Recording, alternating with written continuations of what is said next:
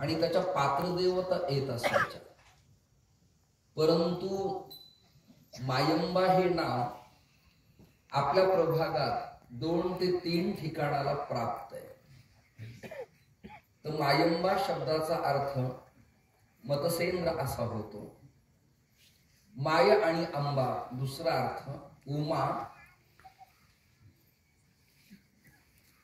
आणि तिचा पती शिव हे दोघ जण मातृपितृ स्वरूप आहेत म्हणून मायंबा नामकरण बऱ्याच ठिकाणी अभ्यासायला मिळतं. मला कल्पना सुद्धा नव्हती की एवढ्या टेकडीवरती विराजमान एवढं डेव्हलपमेंट झालेलं हे मंदिर आणि आदरणीय आमचे परमज्येष्ठ मित्र न्यायाचार्य विद्यावाचस्पती डॉक्टर श्री नामदेव शास्त्री महोदय श्री क्षेत्र भगवान गडकर यांच्या अनुकंपेनं स्वामी श्री महंत वैकुंठवासी निगमानंदजी महाराज मत्स्येंद्र गडकर यांच्या अनुकंपेनं या स्थानाचे विद्यमान महंत आदरणीय श्री नवनाथ महाराज शास्त्री महोदय या ठिकाणी कार्यरत आहेत. आणि कुसुमाग्रजांच्या काव्यपंगती मला इथे कीर्तनात आठवतात. आईल तीरावर पैल तीरावर हिरवाळी दाटून आणि निळा सावळा झरा वाहतो बेटा बेटातून. अर्थात हे चैत्र काळातलं उन्हाळ्याच्याच काळातलं कीर्तन आहे. पण जेव्हा पर्जन्याचं येणं असेल त्या काळात इथली वनराई, वेली, पशु पक्षी, श्वापद यांचे उत्तम स्वर किती उत्तम असतील याची कल्पना न केलेली बरी. आदरणीय महंत नवनाथ महाराज हे शास्त्रीजींच्या नंतर भगवानगडाच्या अनेक मठाच्या अंतर्गत जी स्थान आहे त्यापैकी मला वाटतं आपल्या विद्यार्थ्यांच्या पैकी पहिले ते महंत आहेत. त्याबद्दल पत्रिकेचं काम माझं झालंय. चोपदार आणि हातातले घेऊन जाताना मला परत द्या. मला तुम्ही अत्यंत प्रेमापोटी हे निमंत्रण दिलं. आणि झालं काय, आज माझं प्राकृतिक अस्वस्थता असल्यामुळं न जावं तर गडाच्या अंतर्गत महोत्सव आहे आणि जावं तर आपण त्या समाजाच्या समोर पेश काय करावं हा एक प्रश्न होता. पण मी आल्या आल्या हे मंदिर डेव्हलप झालेलं पाहिलं. श्री महाराजांची बैठक व्यवस्था, रूम, अन्नदान आणि उत्तम माऊलींच्या सारखे तुमच्यासारखे पखावज वादक दोन्ही वृद्ध गुरुजींच्या स्वराच्या बांधणीनं आज अभंगाला गायलेली चाल आणि या परिसरातले बुवा आणि तुम्ही सगळे आपल्या गडाच्या नियमानं छात्र विद्या संपन्न असे सगळेजण आहात. चोपदारही चांगले, स्पीकरचा ध्वनी अतिशय उत्तम आहे आणि एवढा आवाज मला खूप आवडतो. तुम्हाला मी धन्यवाद देतो. माझ्या कीर्तनात तुम्हाला आवाज वाढवा कमी करा ही वेळ येणार नाही. हाच आवाज मला जय विठ्ठल पर्यंत आपण ठेवाल असे अपेक्षा आहे. मी सातत्याने कीर्तनात सांगतो, स्पीकरचा आवाज वाढवण्यापेक्षा जाताना वाढवा. कुठे काय कमी करावं, कुठे काय वाढवावं याचा अंदाज समाजाला कळला. या माता भगिनी एक संघ बसल्या. पुरुष मंडळी मी आलो तेव्हा अद्वाच बसली होती. माझं मनच विकलांग झालं की आपल्या प्रभागात परमार्थ फार जुना आहे पण विस्कळीत प्रचंड आहे. परंतु त्या बिचाऱ्यांनी नाथकृपेनं माझी विनंती ऐकली आणि काही तिखट काही सौम्य शब्दानं ते मंडपात आल्याबद्दल त्यांच्यासाठी आपण टाळ्या वाजवतो. आपल्याला कमी वेळ आहे आणि मला जिम्मेदारी आहे की नाथपंथ परंपरेचा उदय आणि विकास आजचं टायटल, आजचा विषय, आपलं चिंतन, आजचा पॅरेग्राफ, आजचा परिष्कार आणि आजचा संदर्भ एवढाच फक्त, अधिक बडबड करणार नाही. आणि आपल्या कीर्तनात प्रमाण फार कमी असते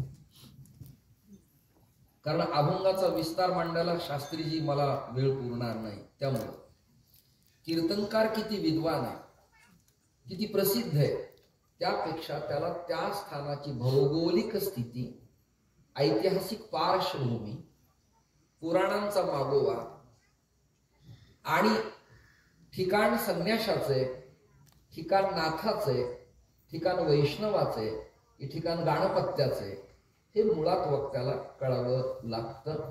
आणि मग ते कळलं की श्रोत्यांचे मन वक्त्याला सहज लीलया जिंकता येतात. हा माझा स्वतःचा अनुभव आहे. आपल्याकडं नाथ संप्रदायाचा काय संबंध, अशी शंका आणि समाधान. नाथ पंथाचा समन्वय आणि संबंध म्हणावं तर कुठल्याच नाथ जथींना लुंगी दिसत नाही, म्हणजे पंचागुंडाळीला दिसत नाही, कर्णछेद दिसत नाही, कानात कुंडल दिसत नाही. त्यांना शैली, शिंगी, पुंगी, शंख, मेखला, जानव, गुलाल, अबीर, डमरू आणि वल्कल ही दिसावी लागतात, ही काही दिसत नाही. अन्यग्वाहीतील संत प्रकरण, नामप्रकरणावर बिचारे बोलून जातील, पण नाथ पंथाचं स्थान असल्यामुळं त्यावरच मी लख प्रकाश टाकण्याचा प्रयास आणि प्रयत्न करणार आहे. नाथ पंथात दोन्ही पण गुरुजींना सांगतो, 8.5 पंथ आहेत. 8.5 पंथातून 12.5 पंथ प्रचलित आहेत. आणि नाथ संप्रदायाची तिबेट, चायना, नेपाळ इथपर्यंत हा विस्तार आहे. क्षमा मागतो, सर्वम क्षणिकम क्षणिकम जगत म्हणणारे बौद्ध फिलॉसॉफीतले लोक याच परंपरेच्या अनुयायी आहेत. दस्सा, बिस्सा, श्वेतंबर, स्थानकवासी हा जो जैन बांधवांचा वर्ग आहे, तोही वर्ग नाथ संप्रदायाला सोडून अन्यत्र विस्तार करू शकत नाही. त्यांच्या पार्श्वनाथाला किंमत आहे. रेणुकानंदन परशुराम सुद्धा परशुनाथ नावानं संबोधित केले जातात. जुने कीर्तनकार पांडुरंगाचा जय जयकार करताना पंढरीनाथ महाराज की जय म्हणायचे. म्हणजे पांडुरंग सुद्धा पंढरीनाथच. उत्तरेतले संत त्याला विठ्ठलनाथ म्हणतात. रामचंद्राला सुद्धा सीतानाथ म्हटलं जातं. आणि कृष्ण या देवतेला सुद्धा द्वारिकानाथ म्हटलं जातं. त्याच्यानंतर विष्णू परमात्म्याला रमानाथ म्हणण्याची पद्धती आहे. आणि गणपतीला गणनाथ सरस्वती, रवी शुक्र बृहस्पती, पंचेताणी स्मरे नित्यम, वेदवाणी प्रवर्तते. म्हणजे गणपतीला सुद्धा गणनाथ या पदानं ओळखल्या जातं. त्यातही पुन्हा किती पंथ आहेत, त्रोटक फक्त आपल्या समोर मांडतो. सगळा विस्तार हे सगळे लोक स्वीकारतील असं मला वाटत नाही. रिद्धीनाथ, संतोषनाथी, पागलपंथी, आय्यपंथी हे विविध पंथ आहेत. त्या पंथापैकी आपण 1-1 किलोचे टाळं प्रमाण म्हणून छटाकावरती आणले.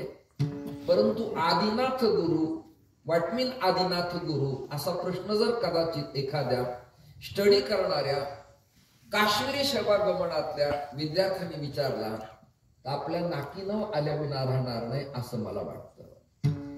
मग त्या आदिनाथाच्या परंपरेत पुन्हा 2 प्रकरण आहेत शास्त्रीजी. एक आहे अवघड आणि दुसरा आहे दर्शनी. म्हणजे काय, समजा शास्त्रींच्या अनंत विद्यार्थी आहेत, पण तो व्यक्ती जर गादीवर बसवलेला नसेल आणि त्याच्या कानाला छेद दिलेला नसेल, म्हणजे छिद्र पाडलेलं नसेल, आणि त्याच्या कानात कर्णफुलं म्हणजे कुंडल जर नसतील, तर त्या महात्म्याला, त्या बुवाला, त्या मठाधिपतींना, त्या महंताला अवघड म्हणावं. आणि ज्याच्या कानाला छेद दिलाय, छिद्र पाडलंय, कुंडल घातले, त्याला दर्शनी म्हणावं. म्हणजे भगवानगडची परंपरा दर्शनी परंपरा आहे. नारायणगडची परंपरा दर्शनी परंपरा आहे. गहिनीनाथ गडाची परंपरा दर्शनी परंपरा आहे. आणि पुढचं चिंतन ऐका. भाल गावातल्या मायंबाच्या मचिंद्रनाथाची महंत नवनाथ महाराजांची दर्शनी परंपरा. मुळात आपलं दुर्दैव असं आहे, आपण ज्या तत्वज्ञानाचा स्वीकार करतो आणि ज्या पंथात राहतो त्याबद्दल आपण प्रचंड अनभिज्ञ आहे.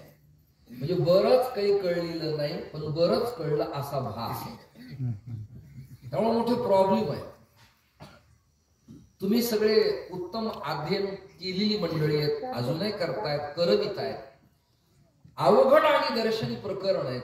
हे चिंतन यांना सगळ्यांना अवघडच आहे.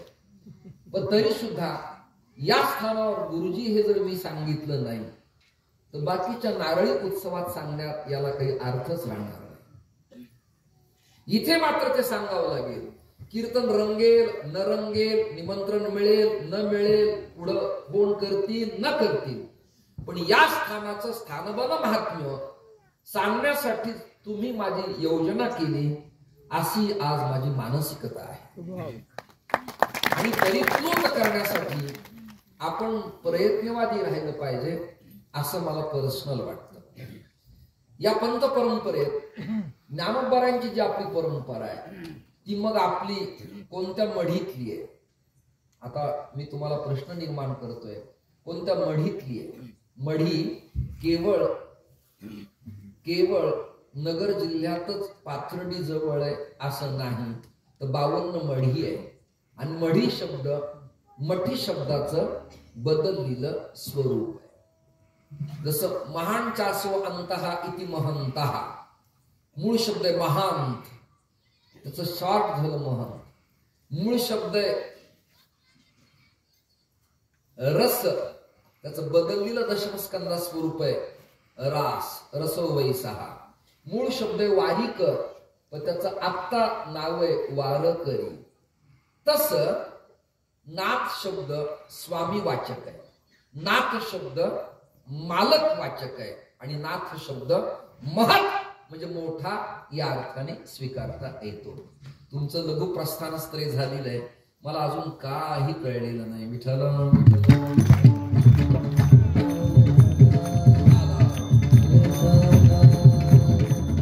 तुम्ही ज्यांच्याकडे अध्ययन केले त्या माणसाचा सहवास मला लाभलेला, एवढाच अंदाज बाळगा, एवढाच अंदाज बाळगा. अधिक विस्तार न केलेला बरा. सज्जन हो, श्रोते हो, हा नाथ शब्द महत् म्हणजे मोठेपण प्रतिपादन करणार आहे. चिमुकल्या टेकडीत माझ्यासारख्याच फेट्यावाले दाढीवाले एक महंत पूर्वी इथं होते, संन्यासी होते. तो फोटो मी पाहिला आणि मला खचित असं वाटलं, तोच मी पुन्हा परत आलो नाही. असं जरी मला वाटलं असलं नवनाथ महाराज, तरी या गादीला माझ्यापासून भय अजिबात. कारण गादी नावाचा प्रकार जेव्हा माझ्या मनात येईल तेव्हा करतानाच मी डनलपची करून घेईल. गादी स्वीकारणं एवढं सोपं आहे. मुळात आपला भाग आहे ना हा पारमार्थिक अशिक्षित आहे. वाक्य नीट आहे, भावनिक खूप आहे पण पारमार्थिक अशिक्षित आहे. आणि त्यामुळं कीर्तन करताना अन्यत्र आनंद वाटतो, पण आपल्या भागात एवढं जड जातं, काय करावं हेच कळत नाही. त्यामुळं अभ्यास, अध्यापन, चिंतन, चिंतनिका, अभंगाची भूमिका मांडताना स्टडी करू नये. नाविलाजाने कीर्तन करायला वळण घ्यावं लागतं, टर्न घ्यावा लागतो, आणि तिथनच गाडी त्याला ओळवावी लागते. विठाला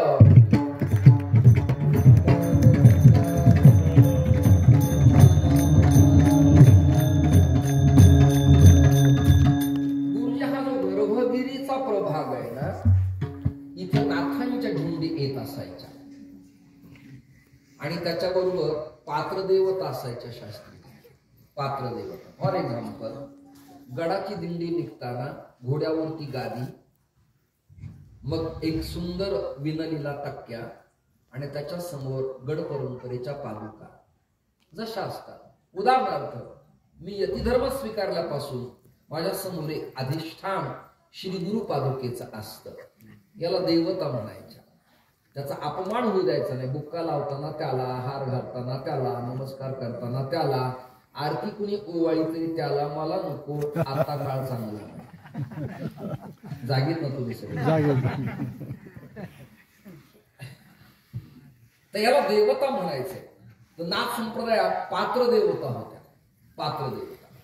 आता पात्र देवतेत काय असतं हे मुळात समजून घ्या, म्हणजे पुढे जाता येईल. पूर्वी धातूंच्या मूर्ती नसायच्या. अश्मयुग काली धातूंच्या मूर्ती नव्हत्या. मग या वसुंधरेनं जे प्रसवलंय, निर्माण केलंय, या भूमीनं, या धरेनं, या धरित्रीनं, या जमिनीनं जे दिलंय त्याचे ठराविक आकार पूजेला निर्वण स्वरूपात मांडत असत. जसं दत्तात्रयांच्या 2 पादुका आहेत. एक विमल पादुका आहेत आणि एक मनोहर पादुका आहेत आणि तिसरी निर्गुण पादुका. निर्गुण पादुका म्हणजे आकार नसलेला एक शाळीग्राम शिलेचा दगड. मनोहर पादुका आणि विमल पादुका असे 2 प्रभाग आहेत. काहीतरी अधिष्ठान आपल्याजवळ असावं. वारकरी संप्रदायात पताका, त्याला सकाळी पूजन करणं, गंध लावणं, प्रदक्षिणा करणं, पाहिपाध्वजीची चिरगुट अभंग म्हणणं, ज्ञानेश्वरी काढणं, गाथा काढणं, हरिपाठ म्हणणं, काकड आरतीच्या ओळी गाणं ही उपासना पद्धती आहे. मग देवता म्हणून बरोबर काय ठेवावं, तर त्या काळात काय काय ठेवायचे यादी दुर्लभ आहे, ऐकत राहा. गणपती म्हणून नर्मदेचा लालगुंद खडा. लावा जनरेटर म्हणजे आवाज. लाईट आली लढवूनच मी संन्यास घेतला आणि तेच जर पुन्हा माझ्या समोर आलं तर मला पाण्याचा प्रवाह बघून देहांत पाहिजे. आता मूळ विषयाकडे आपण जाऊ. मला कमी चिंतन करायचंय आणि थांबायचे कमी वेळेत, पण स्वाद बट स्वीट तुम्हाला अलौकिक प्रभाग मी तुमच्या समोर मांडतो आहे. वसुंधरा ज्यांना प्रसवली आहे त्यातला लालगुंद नर्मदेचा गणेशाचा एक खडा असायचा. रक्तगंधानुलिप्तांगम रक्तपुष्पै सुपूजितम. गणपतीला लालगुंद रंग, भगवा रंग, केशरी रंग प्रचंड आवडतो. आपल्या संप्रदायात स्वामींच्या काळापासून भीमसिंह महाराजांच्या पर्यंत आणि शास्त्रींच्या पर्यंत ऊर्ध्वपुंड्र गोपीचंदनात अष्टगंध लावण्याची प्रथा आणि परंपरा. म्हणजे त्याच गडावरचे पण ते गाणपत्य, त्यांच्याबरोबर गणपतीची मूर्ती असायची आणि ती पूजा मी जवळून क्षीरसागर काकूंच्या बंगल्यात आजारी असताना बीडला निहाळली होती. विषय समाप्त. शास्त्रीजी सुद्धा ऊर्ध्वपुंड लावतात आणि पिंपळाकार, तुलसी आकार, छोटस लाल केशरी मध्यस्थानी इथे आज्ञाचक्रावरती गंध लावतात. मला विस्तार खूप करता येईल, परंतु आपण सगळे कंटाळून जाल म्हणून जरा विषयांना ब्रेक द्यावा लागेल आणि खंडित थोडं थोडं थोडं तुमच्या समोर मांडावं लागेल. गणपतीचे प्रकार आहेत.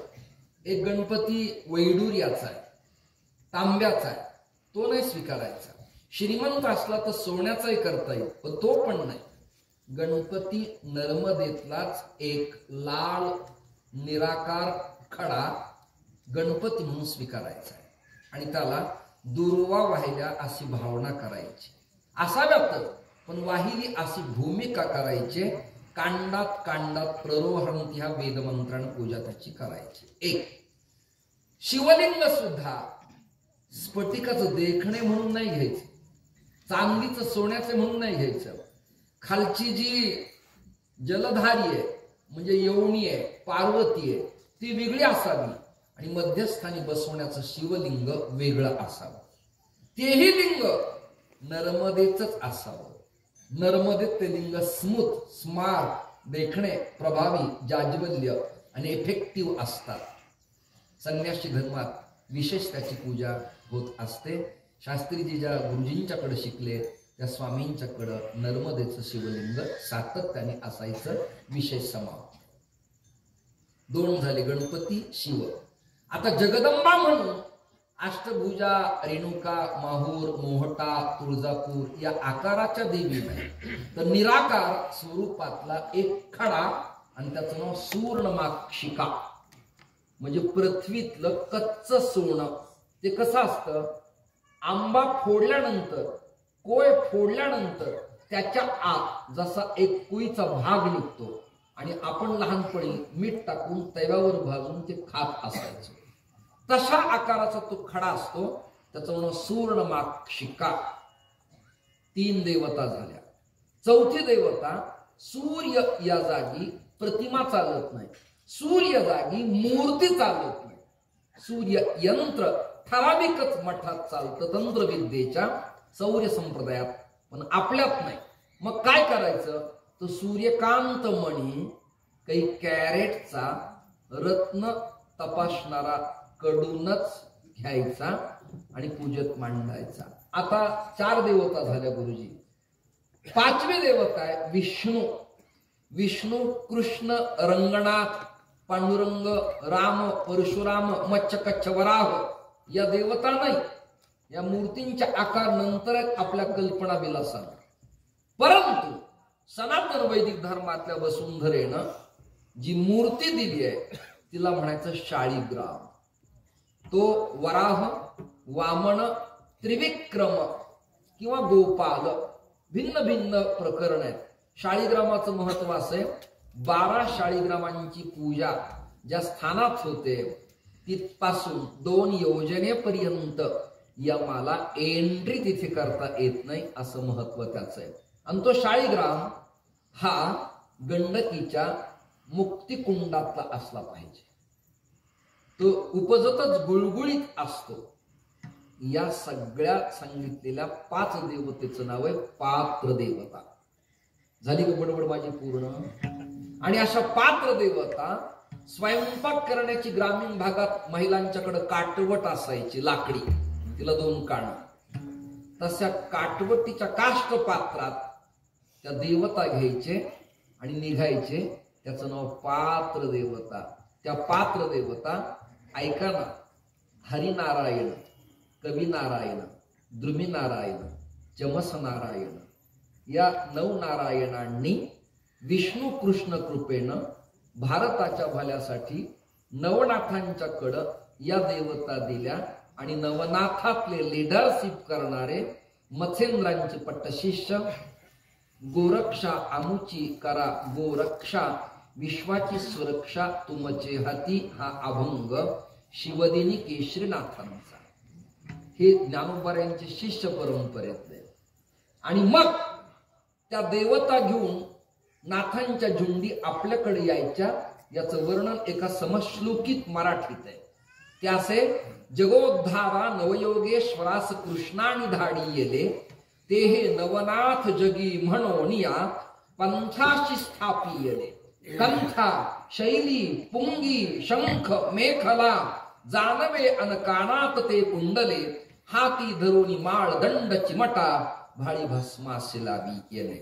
आणि ते आदेश अलग म्हणून या गर्भगिरीच्या रांगेत फिरत असायचे. त्या नाथांच्या झुंडीनं ज्या ज्या पर्वतांच्या रांगेत मुक्काम केला आणि पात्र देवता मांडल्या, विसावल्या, त्या त्या ठिकाणी गोरक्ष, गहेणे आणि मत्स्येंद्रांचे स्थान बनले. हे स्थानबल महात्म्य लक्षात. आपल्याला ते कळत नाही. नवनाथाचे पारायण केले म्हणजे सगळं बरं होतं असं नाहीये. नवनाथ समजून घेतला पाहिजे. तुम्हाला ते नवनाथ कळत नाही म्हणून ते हे नवनाथ शास्त्रींनी तुम्हाला भेटलं.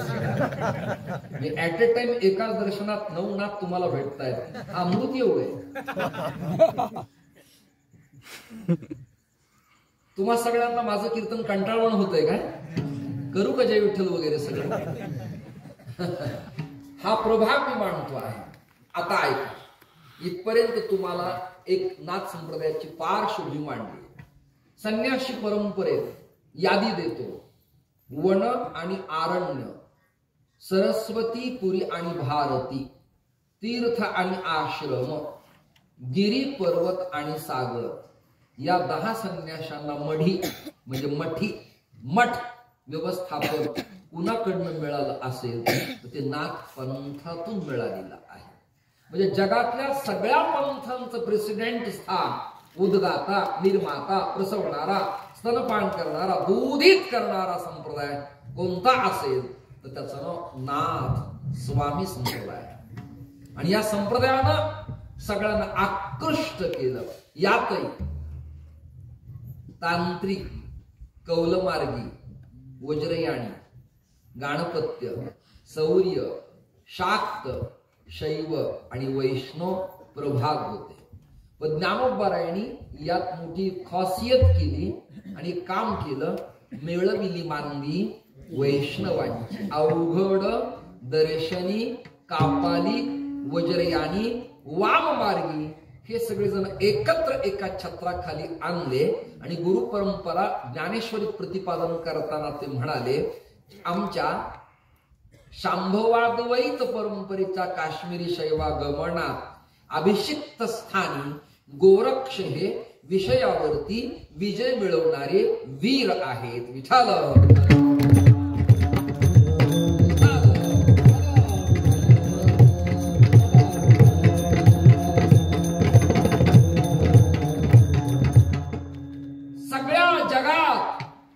संप्रदायाचा विकास आणि विस्तार.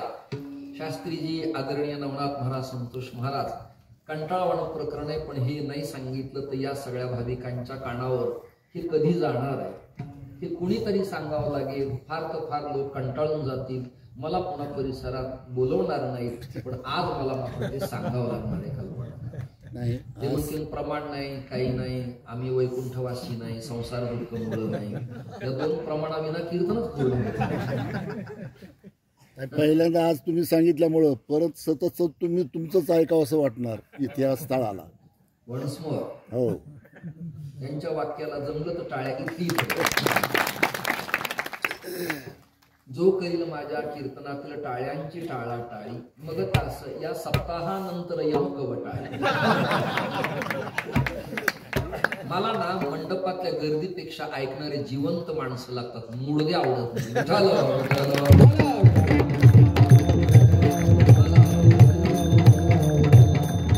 आपल्या भागात पुंगत मोठी कुंडली झाला म्हणजे सप्ताह मोठा अशी भूमिका आहे.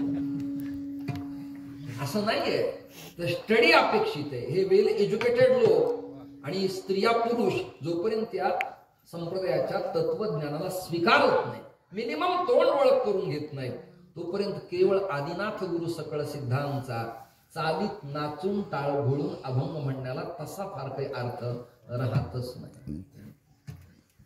आपली गुरु शिष्य परंपरा प्रतिपादन करत असताना केवढा कृतज्ञता भाव माऊली वर्णन करताय, फार गोड करताय. दुसरा एक अभंग आहे, आदिनाथ उमा बीज प्रगटले, शंका आणि समाधान. स्त्रियांना परमार्थात चान्सेस असावेत काय? कृपया येणाऱ्या पुरोगामित्वाच्या, परिवर्तनाच्या, विज्ञान युगाच्या, डेव्हलपमेंटच्या काळात हा जुना विचार जरा आता न काढलेला बरा, असं पर्सनल मला वाटतं. प्रतिभाताई राष्ट्रपती, द्रौपदी मुर्मू राष्ट्रपती, लता दीदींच्या नावानं अयोध्येत लता मंगेशकर चौक, सुनीता विल्यम्स अंतराळा, पीटी उषा यांनी क्रांती केली. सुषमा स्वराज कांचीच्या शंकराचार्यांच्या बरोबर बीजेपी सत्ता भोगताना संस्कृत चर्चा करायच्या. स्त्रियांना डावलण्यात, टाळण्यात, ओघळण्यात फार काही स्वारस्य असं मला वाटत नाही. हा, त्यांनी देहधर्म पाळावा, आचारशुद्धी पाळावी, नियमावली पाळावी. गालबोट लागेल, भ्रष्टता होईल, कलंक लागेल असं वर्तन न करता सदाचारी जीवन जगलं तर त्यांना स्वीकारायला प्रॉब्लेम काय? मी म्हणत नाही आदिनाथ उमा बीज प्रगटले, शक्तीचे कर्ण कुहरी, क्षीरसागराच्या तीरावरती शंकरानं माझ्या बायकोला, एका स्त्रीला हा बोध कसा द्यावा असा संकोचित विचार केला नाही.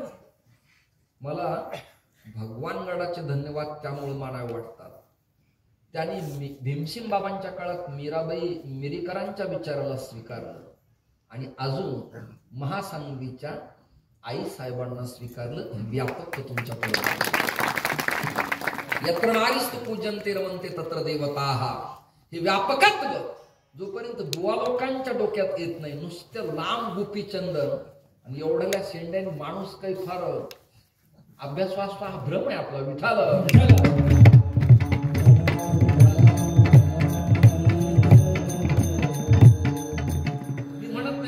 म्हणाले लंबा तिलक मधुर बाणी तो बदमाशों की निशान. इससे तो कॉलेज स्टूडेंट अच्छा है. श्रोते हो, तुम्हाला विषय नको नकोसा होत असेल, पण या बाबांनी मला रिस्पेक्ट दिलाय आणि विचारी माणूस असल्यामुळंच त्यांच्या डोक्याला केस राहिला. मानसशास्त्र असं सांगतं, ज्याची वैचारिकता आहे तीच माणसं प्रभावी चिंतन करत असतात. ते स्वरात सुद्धा मान हलवायचे, तालाला सुद्धा मान हलवायचे. आणि हरिकिसन गुरुजींच्या सारखा माणूस त्यांना संवादिनी घ्या म्हणतो, हा संवाद साधतो, म्हणजे हा माणूस अध्यात्मातल्या संवादाच्या कामाचा आहे. हे माझं मानसशास्त्र आहे. काहींचे केस जातात पण चई लागल्यामुळे, काहींचे वैचारिक मंथनानं जातात. श्रोते हो, नाथ संप्रदायाचा विस्तार तुमच्या समोर मांडतो, एक एक क्रमाने सांगतो. ज्ञानोबारायांच्या परंपरेत त्रिलोचन नाथ परंपरेत, हरिदास नाथ परंपरेत, त्याचबरोबर पुन्हा बोपय्या नाथ परंपरेत, ज्ञानोबारायांच्या जवळ आळंदीला हैबत बाबांच्या समोर समाधी आहे, नाथांच्या पिंपळपारा जवळ. त्यांचं नाव शिवदिनी. शिवदिनींचे शिष्य केशरीनाथ पैठणला, त्यांचे शिष्य नरहरिनाथ देऊळगाव राजाला, पुढे गणेशनाथ, मोठा विस्तार आहे, मोहननाथ, आणि आता विद्यमान संस्थेतून सुटलेला मुलगा त्याचं नाव उद्बोधनाथ. एक परंपरा झाली. अजून अंजनगाव सुरजीला विदर्भात ही दत्तात्रय बोधित नाथ परंपरा आहे. आणि तिथे आता जितेंद्रनाथ जी आहेत, शास्त्रींच्या माझ्या हस्तेच पैठणात त्यांना गेल्या वेळेला भानुदास एकनाथ पुरस्कार देण्यात आला होता. त्याचबरोबर गंगानाथ, देवनाथ, उमापूरला आणि संभाजीनगर जिल्ह्यात गोलडगावला संस्थान आहे. नाथ संप्रदायाचा उदय आणि विकास. मायंबा, हे ते आणि ते तीन निगमानंदजींचं सुद्धा नाथ संप्रदायाचा उदय आणि विकास. वडवणीकडे जाताना गोरक्षनाथ टेकडी हाच विस्तार. गहिनेनाथ हाही नाथ संप्रदायाचा उदय आणि विकास. भगवानगड नाथ बोधितच स्थान, नारायणगड नाथ बोधितच स्थान. बऱ्या मोठ्या तुम्हाला चिंतनाच्या भूमिका मांड. ताराबाद महिपती महाराज नाथ संप्रदायाचा उदय आणि विस्तार. श्री माणकोजी महाराज बोधले नाथ परंपरेने समलंकृत. बीडचे जनी जनार्दन पाटांगण तीर्थक्षेत्र ऐकून आहेत तुम्ही. धुंडीराज शास्त्री होते, आता नाहीये. त्यांचे चिरंजीव आहेत विनायक शास्त्री आणि डॉक्टर विद्यासागर पाटणगणकर. या परंपरेला नाथ परंपरेचाच बोध. यादी काय, श्लोक सांगतो. आदिनाथम गुरुं वंदे कंथडीं ज्ञानसागरम धुंडीराजम प्रणम्यादो निर्गुणंच जनार्दन. कंथडीनाथ, कंथड हे हिमालयात उदयाला आले आणि कंथडीनाथ दुसरे तिसरे सागर कोणी नसून भगवान गणेश आहेत. गणेशाचा शिरच्छेद करण्यात आला आणि गजस्य आननं हत्तीचं तोंड जोडण्यात आलं आणि संजीवन मंत्र म्हटले तेव्हा शंकरानं शक्तिपात गणपतीला दिला आणि गणपतीचं नाव गजकंथडीनाथ झालं. आता ऐका, मी आता आपल्याकडे आलोय पुन्हा गर्भगिरी बीड जिल्ह्यातल्या नवगण राजुरीच्या डोमरी नदी तीरावर मी चिंतन करतोय. आता ते असे डोंगरीचे तिरी उत्तम टेकडी तेथे गजकंथडी राहता असे. पुढचा ऐका. नाथांच्या त्या झुंडी येते भेटावया पडती ते पाया आलख घोषे. म्हणून राहेमोहा, एवलवाडी, भालगाव ही सगळे गावं नाथ संप्रदायांच्या आलख घोषाचे प्रतीक. परिवर्तनवादी स्थान. वाम मार्गाला त्यागून पंचमकारांचा त्याग करून थोडक्यात सांगतो, मदिरा, महिला, मांस, अजून 3 प्रकरण माझ्याकडनं लक्षात नाही. पंचमकाराचा त्याग या संप्रदायात सांगितलाय. दारू, गांजा, मत पियो यारो, आकल गुंग हो जाती है, हे सूत्र या नाथ पंथाचं आहे. म्हणून तो वारकरी संप्रदाय डेव्हलपमेंट आहे, वारकरी संप्रदाय परिवर्तनवादी आहे, वारकरी संप्रदाय अभिर्बुक्का लावणार आहे, वारकरी संप्रदाय कंठी तुलसी घालणार आहे, वारकरी संप्रदाय पताका घेणार आहे, परंतु पंचमकारांचा त्याग करणार आहे. आणि भारतीय तत्वज्ञानाचं रसस्वादन ज्ञानेश्वरीच्या रूपानं नाथ संप्रदायाचा संकेत जगाला देणारा उज्ज्वल पुढे पाया बाजूला घेणार देखना संप्रदाय. मला विस्तार सांगावा लागेल. देवनाथ नावाचे संत होऊन गेले. त्याच परंपरेत चुडामणी महाराज. आता या लोकांना या विषयाचं काही घेणं नाही. चुडामणी महाराजांचे शिष्य गुंडा महाराज. गुंडा महाराजांची पुढे शिष्य शाखा बंडा, धुंडा आणि गुंडा बाबा महाराज, भानुदास महाराज. पुढचा ऐका. श्री गुरुदास महाराज, चंद्रशेखर महाराज, चैतन्य महाराज, देगलूरकर. नाथ संप्रदायाचा विस्तार. हरी महाराज केसकर साखरे संप्रदायाचे मुख्य प्रवर्तक. नाथपंथाने समलंकृत. नामोबारायांचा बोध. त्यात परंपरेत तात्या, दादा, श्री परभणीकर गुरुजी, साखरे महाराज, विश्राम गुरुजी, रामचंद्र यादव पाटील कोल्हापूरकर. पुढे प्रल्हाद शास्त्री, दैठणकर, दिव्यानंद स्वामी, निगमानंद महाराज, मचेंद्र गडकर, साहेबराव काका ढेकळे, निवृत्ती महाराज बत्ते आणि विष्णू महाराज कोल्हापूरकर, हरिभाऊ महाराज पाटील दातारकर. हा नाथ संप्रदायाचा उदय आणि विकास आहे. जोग महाराज शिक्षण संस्था नाथ संप्रदायाचाच पिलावळ आहे. कशावरनं? आदिनाथ उमा बीज प्रगटले ऊन होऊन पासून पर्यंत नामोबारायांचा दृष्टांत जोग महाराजांना. जोग महाराजांनी 4 खांब उभे केले. लक्षविधी सूचनेसाठी लक्ष्मण महाराज, दास्यत्वासाठी मारुती महाराज, व्यंकटी सांडण्यासाठी स्वामी महाराज आणि जीवाचं सोनं होण्यासाठी मामासाहेब महाराज. या चतुःश्रुतीला उभं केलं. मग त्यात मोठे बा सीताराम बाबा जगताप, घुले बाबा, मगर बाबा, पुरेकर बाबा, नथू बाबा. त्याच परंपरेत भीमसिंह महाराज, त्याच परंपरेत भगवानगड, त्याच परंपरेत शास्त्री महाराज आणि त्याच परंपरेत तुम्ही. मी असे लाखो नकाशे बिनचूक स्क्रिप्ट समोर नसताना 7 दिवस बिनधास्त मांडू शकतो. पण लोक बिचारे निघून जातील.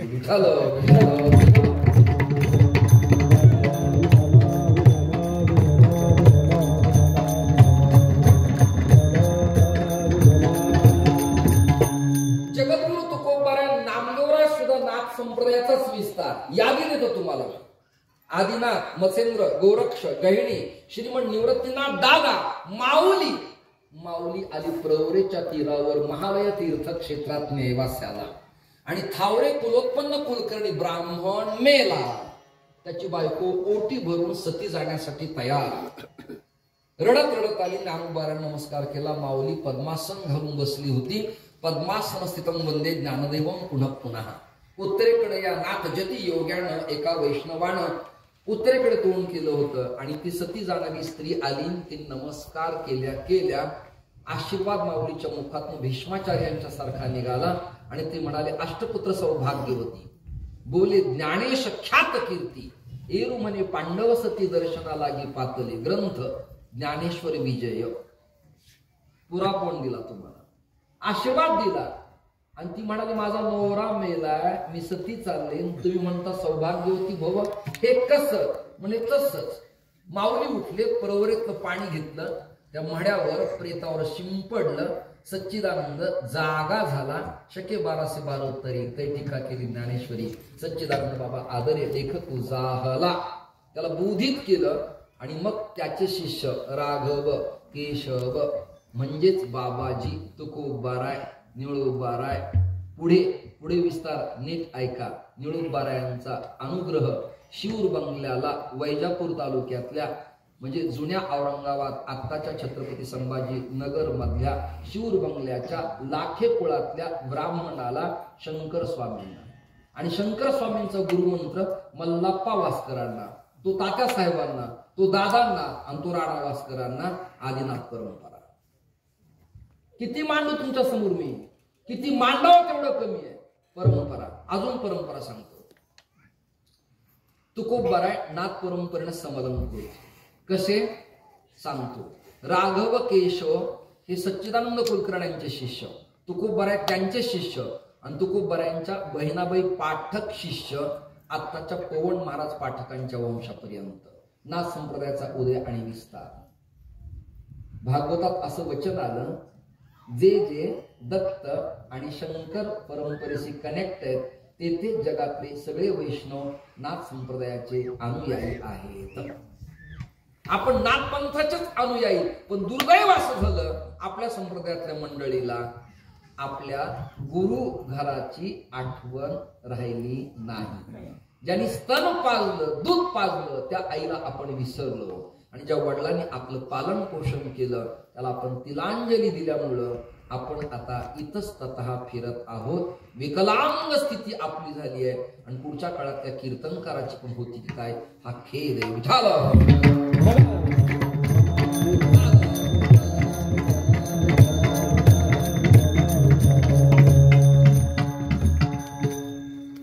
स्त्री शक्तीला स्वीकारलं, शूद्र व्यक्तीला स्वीकारलं, क्षात्र तेजाला स्वीकारलं आणि ब्रह्मवेत्यांना स्वीकारलं.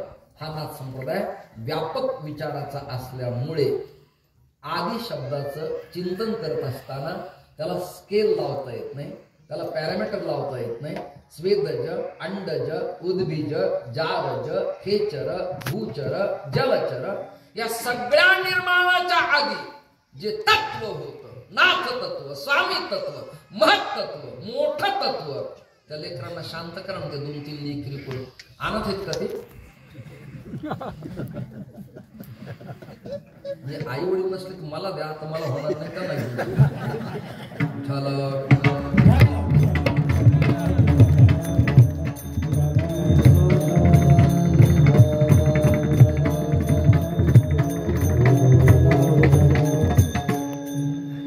इथपर्यंत आपण चिंतन करत आहोत.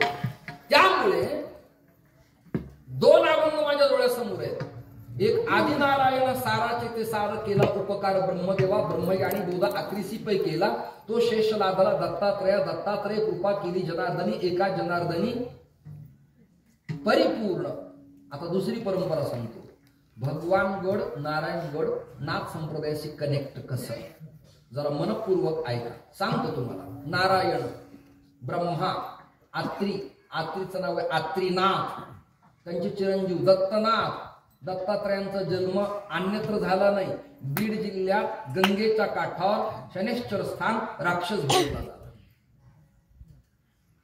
दत्तात्रयांचे शिष्य जनार्दन स्वामी, त्यांचं मूळ आडनाव बहुलकर देशपांडे, ते राहणारे जळगाव जिल्ह्यातल्या चाळीसगाव जवळचे, आपल्या आदरणीय भगवान बाबांच्या जवळचे, म्हणजे हरिश्चंद्रगडावर जे आहेत त्यांच्या जवळचे.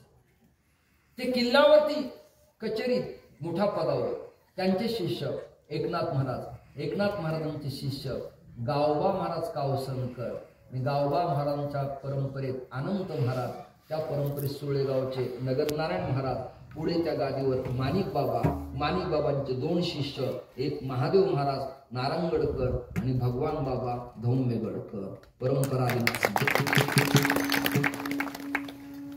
केवळ मला कधीतरी असे 3 चान्सेस द्या, 3 दिवस, की नाथ संप्रदायाचा उदय आणि विकास या विषयावर अमृत आश्रम स्वामींची बडबड. विठाल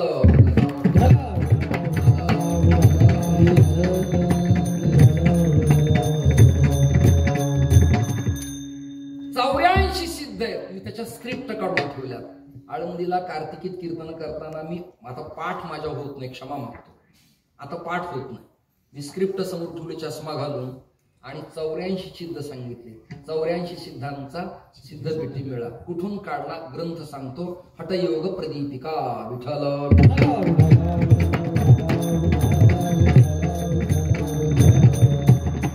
मच्छिंद्रनाथाचं अजून एक नाव आहे मंजुनाथ. स्त्री राज्यात प्रवेश केल्यानंतर त्यांना हनुमंताचा सल्ला घ्यावा लागला होता. हनुमंत सुद्धा नाथ पंथाशी अनुग्रहितच. दत्तात्रय नाथ पंथाचे अनुग्रहितच. अजून यादी सांगू दुसरी एक, रमानाथ विष्णू.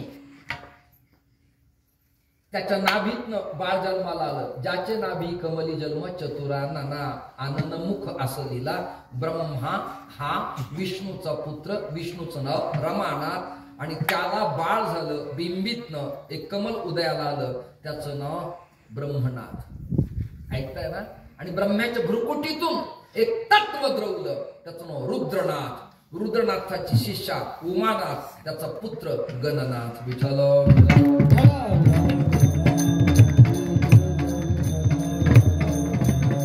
मला वाटतं जरा माझ्या सांगण्याचा अतिरेक होतो, त्यामुळे अभंगाकडे मला यावं लागेल. आदिनाथ गुरु सकळ आदिनाथ गुरु सकळ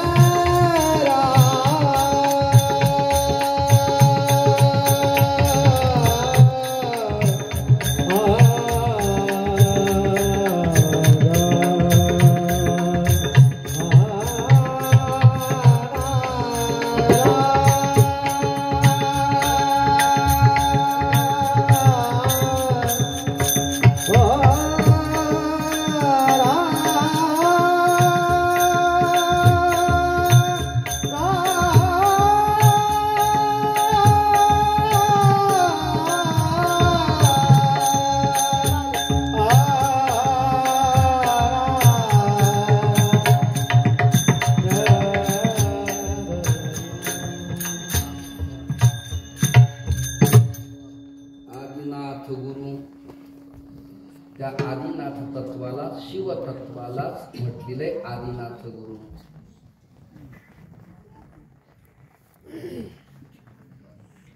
शिवगोरख योगी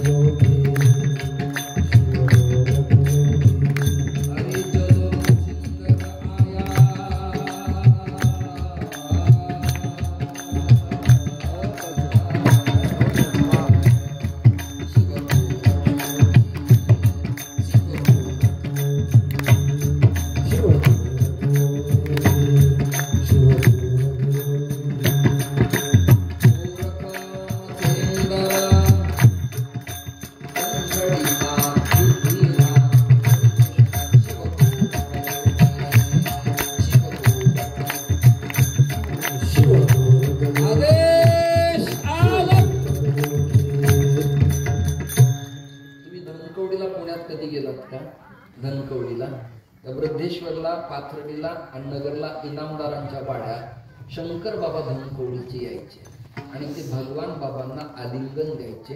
ज्ञानेश्वरीचे फार मोठे जागतिक लेवलचे त्या काळातले अभ्यास अवधूत होते. ते पण नाथ संप्रदायाचे दीक्षित लक्षात सगळ्याच कोणी सुटत नाही. शिवगोरख योगी या परंपरेत मध्यमनाथ गुरुस्थानी आहेत. आदिनाथ गुरु सकळ सिद्धांचा आणि त्यात मत्स्येंद्रतयाचा मुख्य शिष्य. मत्स्य शरीरापासून उत्पत्ती झाल्यामुळे मत्स्येंद्र म्हटलेलं आहे. ग्रामीण भागात हरिपाठ घेताना टाळकरी महिला मोठ्या लाडात येतात आणि मच्छिंदार गोध गोरक्ष अशी केला गोरक्ष वळा आला परती गोरक्ष वळा आला असं बोलत.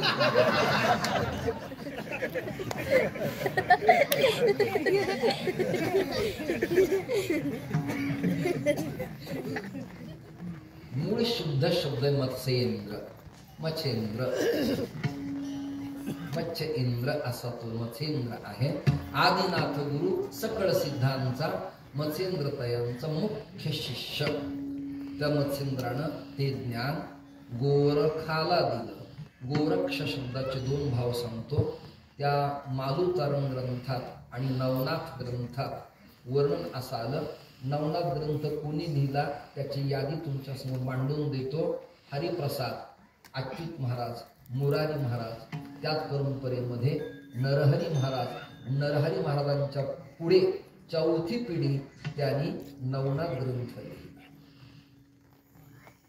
सोनार कुलोत्पन्न कुळानं हा ग्रंथ लिहिला आणि त्या नवनाथ ग्रंथात मराठवाड्यातल्या जवळजवळ स्थानांचा साक्षिक विचार मांडलेला. हा विचार उत्तरेतल्या ग्रंथात कृपया सापडत नाही. उत्तरेतल्या ग्रंथात सापडत नाही, अजिबात सापडत नाही. आपल्या ग्रंथात असतो. हजेरी प्रसाद तिवेरी नावाचे नाथ संप्रदायाचे मोठे विद्वान आहेत. त्यांचे ग्रंथ समीक्षा करायचा योग मला चातुर्मास्यात येतो. शंकराचार्य आणि नाथ संप्रदाय माझ्या खूप जवळ आवडीचा विषय आहे. म्हणूनच मी 2015 साली यतिदंडी संन्यास स्वीकारला. त्यात एक बुद्धड, ऐका ना, त्यात एक बुद्धड, आश्रम, तीर्थ, वन ही नाथ पंथातले उपअंग आहेत. कोणते अंग आहेत? उपअंग आहेत. त्यांच्यातही दंड असतो.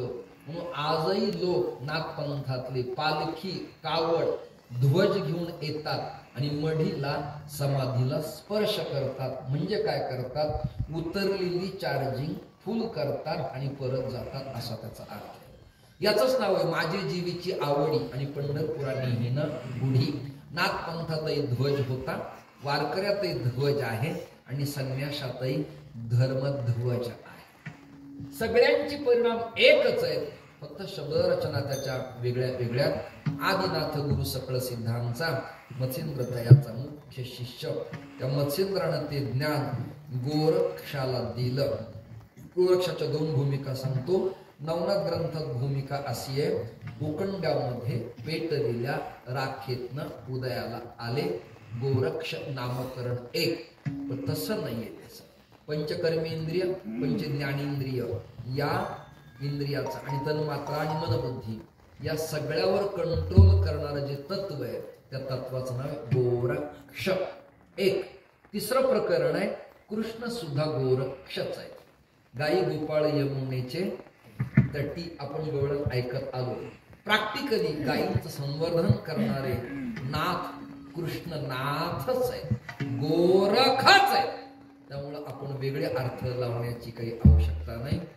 गोरक्षाने ते ज्ञान आपल्याकडं न ठेवता गोरक्ष ओळला कुणाकडे. गहिनी प्रति, प्रति म्हणजे कडे. पूर्वी पत्र लिहिताना प्रति शब्द मराठीत वाटीव इंग्रजीत असायचा आणि आपल्याकडून तिकडे पत्र जात असायचं. आता मराठी स्वच्छ लिहिणं आणि पत्र व्यवहार मोबाईलच्या कृपेने बंद पडलेला आहे. त्यामुळे बुवा बोलतात खूप, पण त्यांना शुद्ध लिहिता येत नाही. हे दुर्दैव आहे. विठ्ठल